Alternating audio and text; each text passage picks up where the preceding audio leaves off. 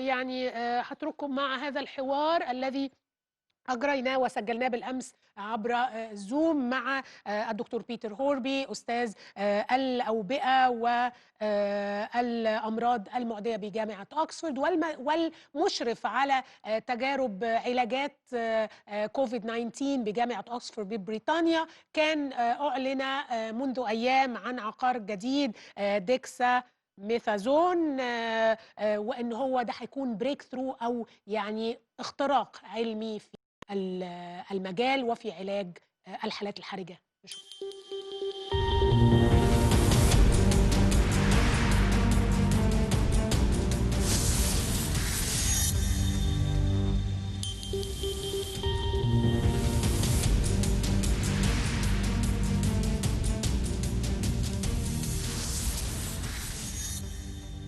Dr. Peter Horby, thank you very much for being with us on العربية الحدث.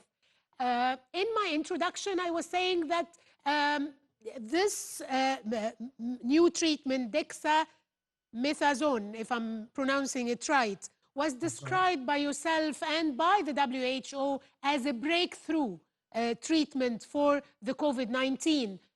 Why is it a breakthrough? Well, until now, we've had no treatments that are shown to improve survival in COVID-19. There is one drug, remdesivir, that was studied in the United States, which showed it decreased the time in hospital, but it has not shown to improve survival. Whereas this drug, dexamethasone, has been shown to improve survival in certain patients who were given it. And that is fantastic. It's also great news because the impact is quite significant, and also the drug is widely available throughout the world. So it's very good news. What do you mean by improving survival? Does this have to do with death rates? What do you mean by improving survival? Yes. Death rate, so it reduces the death rate. So we gave it to patients who are hospitalized with COVID-19, and we saw a different effect in 3 different treatment groups. So in patients who were on the ward and did not require oxygen, it did not show any benefit. In patients who were on the hospital ward who required oxygen, it reduced the risk of death by 20%. And in patients who were on the intensive care unit and were ventilated with a breathing assistance via a tube down their throat, it reduced the death rate by about 35%. So quite a big difference. So this is only used for critical cases, not for the mild cases. It's not for mild cases, no. It shows no benefit in mild cases. It's for people who require oxygen. Why did it take us such a long time to discover this medication, which is already in the market, maybe for what, 60 years now? And it's a cheap, quite a cheap treatment. Why did it take us such a long time to discover the benefits of this treatment? Well, yeah, I mean, you're right. It's been in the market for 60 years. It's a very well-known drug. It's very widely available and it's very cheap. The issue is that to really get strong evidence whether anything works, you need to do proper clinical trials where you randomize patients to either receive the new drug or to receive normal care. And you need to do big trials. So we had more than 6,000 patients in this study. And it takes a while to enroll all those patients and then to follow them up for 28 days to see the proportion that survive in each group. So it's not an easy thing to do, but it's the only way you can get really convincing evidence about whether a drug works or not. So if death numbers in the UK now are more than 42,000 cases, and around the world today we're reaching nearly 500,000, how many cases would that or could that medication have saved? Yeah, so we looked at the data in the United Kingdom, and if you had 30,000 deaths in hospital, the use of this drug would save 5,000 lives. 5,000 lives. That's a big percentage.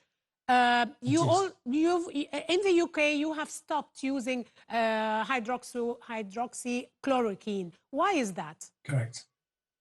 So that was also studied in our trial. And 2 weeks ago, we looked at the data from hydroxychloroquine, and we saw no benefit in patients who were treated with this drug in hospital.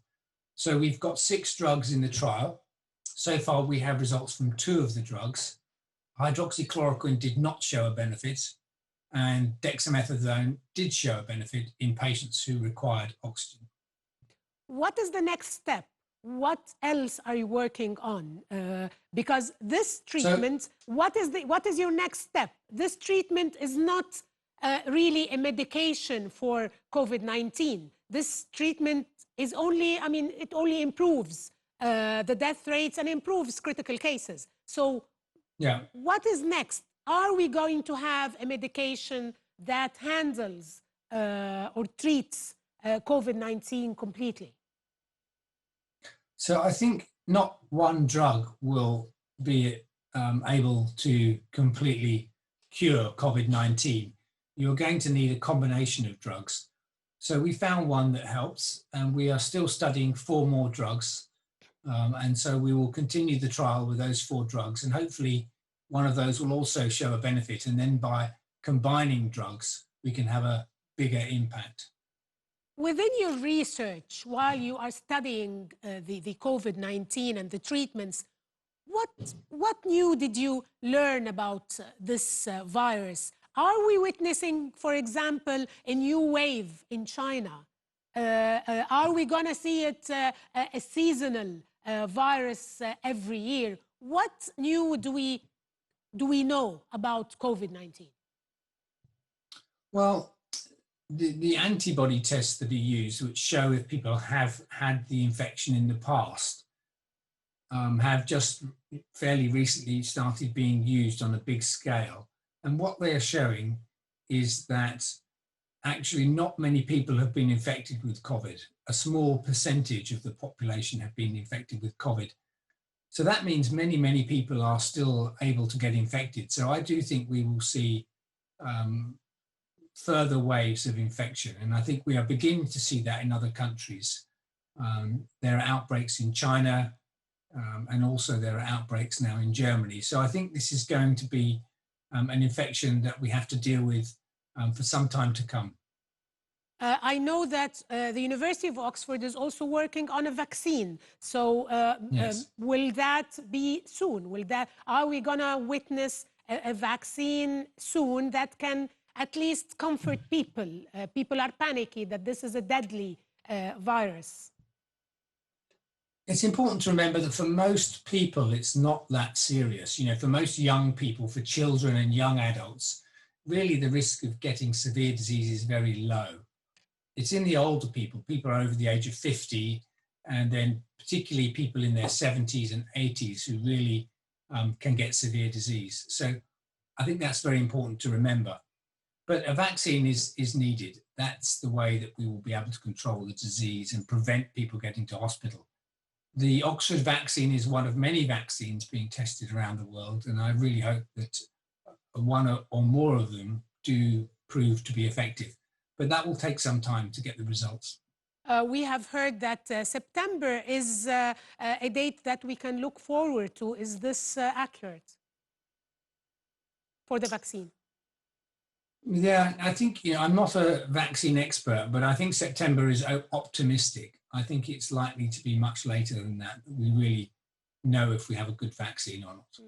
How true is it that some blood types could be severely infected than other blood types with the COVID-19? There is some emerging data that would suggest that certain blood types are associated with an increased risk of severe COVID.